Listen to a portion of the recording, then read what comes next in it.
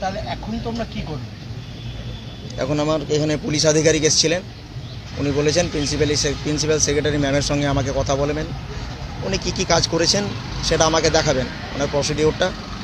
এমনকি আমি স্যারকে বলেছি যে আমাকে উনি বলেছেন যে হ্যাঁ আজকে তো হবে না বিষয়টা ম্যাডামের সঙ্গে সাক্ষাৎ করার, মানে নবান্নতে সিএম ম্যাডামের সঙ্গে, তাই উনি বলেছেন আমাদেরকে কালকে যাতে আমরা সাক্ষাৎ করতে পারি সেই ব্যবস্থাটা ওনারা করে দেবেন আমাদেরকে, সেটাই বলেছেন।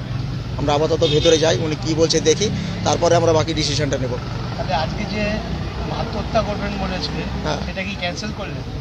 না, আমি এখনও ক্যান্সেল করছি না, আমি ভেতরে যাই, আমি ভেতরে গিয়ে কথা বলি, কথা বলার পর যদি আমার স্যাটিসফাইড মনে হয় যে হ্যাঁ আমাকে ইনাকে প্রিন্সিপাল সেক্রেটারি ম্যাম যিনি ছিলেন আছেন বা এনাদের আধিকারিক আছেন, আধিকারিকরা যদি আমাকে সেইভাবে কথাগুলো বলেন যে হ্যাঁ ঠিক আছে সেই সব সমস্যার সমাধান হবে, তাহলে আমরা বাইরে এসে বলবো না। আমার সঙ্গে যেন মুখ্যমন্ত্রী সাক্ষাৎটা করেন কালকে, আমাকে বাকি প্রসিডিওরগুলো স্যার আমাদের বলবেন কী কী প্রসিডিওর আছে সেগুলো আমি। মুখ্যমন্ত্রী তো কালকে সাক্ষাৎ করবেন বলেছেন।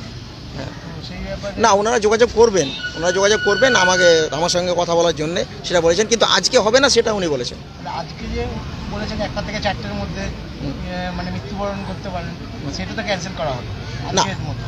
আজকের মতো আপাতত আমরা এখানে হোল্ড করছি বিষয়টা, কারণ ওনাদের সাথে কথা বলি আগে, কারণ একটু সময় তো হয়ে গেছে, যেহেতু ওনাদের সাথে কথা বলো ভেতরে গিয়ে, তারপরে তো আমি সেটা বাইরে এসে আপনাদের আবার বলবো ওনাদের সাথে কী কথা হলো, ওনারা কতটা আশ্বাস দিলেন। আমরা চাই দুজনে সিএম ম্যাডামের সঙ্গে আমরা সাক্ষাৎ করবই, এটা করতে দিতে হবে।